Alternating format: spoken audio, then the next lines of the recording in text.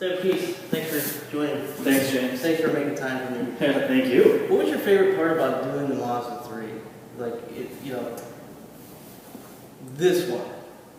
What was your favorite part about this whole project for the Mazda 3 2019? I think something that you take for granted is how much effort was put into setting the new car up. I mean, if you look at the list of things that they were trying to attempt to do to improve from the previous one, you wouldn't think that a company would do that on more of an affordable car. It's something you would think they would do on like an $80,000 or like a luxury car. So I think you see all the stuff they did and then you drive it and you start to notice it, you really appreciate it that way. How do you think they get away with it, not having the bigger budgets and stuff like that? Do you think that's... They don't have the overhead. They're not as big of a company, an automotive manufacturer as, let's say, like Ford. So you don't have the head count, you don't have the number of facilities. So they're a lot more lean, and a lot of the people there work in silos. So, in Hiroshima or Hiroshima, where they do most of the design work, you could have one or two guys just working on one part of it, and they're very close knit. There's not, it's not like a 2 million square facility where you never meet another person. So they do work together, and I think because they're closer and they are able to work together, they're able to get more done compared to a larger manufacturer's more all over the place. Sourcing everything. With more products too. Like Mazda doesn't have a lot of products. They're shared, most of the architectures are shared, so they can slowly work on the things that, they need to get done. And with this being built now in Japan, right? I mean,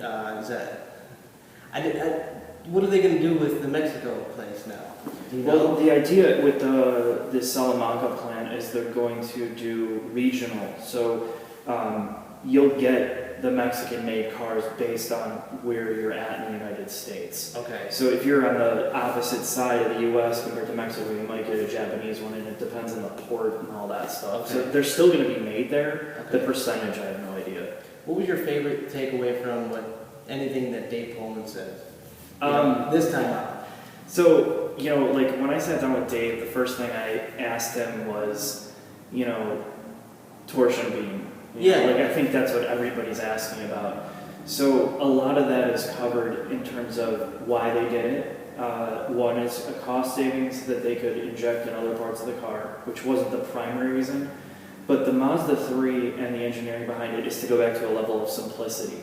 So the multi-link in the rear, to get it right, to get it harmonized with the front, meeting their NVH goals, their ride handling goals, it was too much work, too much resources, and too much time. So by stripping that out, putting in that newer torsion beam, they were able to tune it quicker, to get the NVH levels where they wanted, the ride quality where they wanted, and the cost reduced. So, it's kind of a win. Yeah. The Mazda 3, when you really look at it, it's not a performance car. No.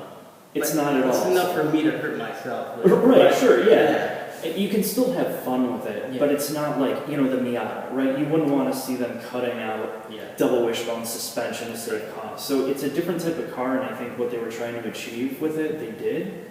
And now it's just a matter of do people like it, And what do you think of the design? The exterior, to me, is like an evolution of what they did before. They talk about all the detail, but I personally, from certain angles you see it, from most angles, it's really hard for me, even being a previous owner of it. Yeah. It's not huge enough of a difference to be like being wowed by the style, but it's the interior space. Interesting. That's the huge difference for me. The interior is well worth the money. Good. Taking a look at the interior, you'll find these Bose brushed aluminum speaker housings that take the design through the door handle almost all the way to the edge of the door. Just a nice looking contrast for an interior. Something to note on HVAC is you see the plus and minus, that's for fan speed, but on either side of those, not illuminated, just in braille, are your distribution switches. Here you have deactivation switches for lane departure, blind spot monitoring, and traction control. On the end of this stalk here you see your automatic high beam switch, and that'll automatically dim your brights when it senses oncoming traffic and then bring them back up to bright as that car passes. Here you have the newly designed steering wheel housing the great radar cruise control. It works really well for keeping the safe distance between the car in front of you as you prefer it, and then bringing it back up to speed or even to a stop if necessary. A newly designed shifter feels a little different in your hand from the previous generation, and a nice new spot for the Mazda Connect system. The engine is normally aspirated. It's 2.5, 186 horsepower, plenty of power for me to hurt myself. And then also, it is now offered with all-wheel drive, of course, but then there's plenty of support for aftermarket intakes and things like that.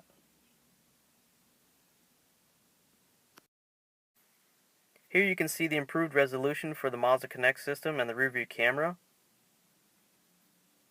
And then the Mazda Connect system will also house now a digital owner's manual, which I was only able to find those before in some of the BMW products. Here's a quick startup sound on the Mazda 3, and it does have an accelerated warm-up system to heat the catalytic converter as soon as it can for safer emissions. I'll quiet down now so you can hear a few revs.